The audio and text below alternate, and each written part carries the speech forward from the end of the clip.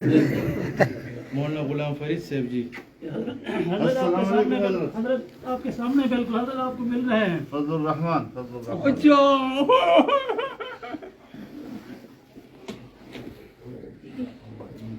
हजरत वाला अल्लाह ताला आपकी हर किस्म की हिफाजत फरमाए।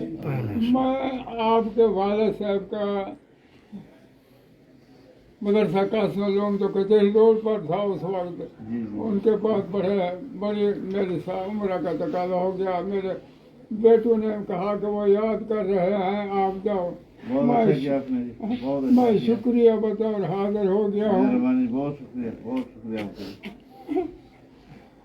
हमारे उस्ताद के आप मुकर्रम माशाअल्लाह बाकी आज सारे हाथ में हो गए हैं आप। अल्लाह ताला आपको हमारी दुआओं के लिए हमेशा सेहतमंद रखे। मुफस्सरीन ने लिखा है अलबाकियात सालिहात में नेक औलाद भी दाखिल है।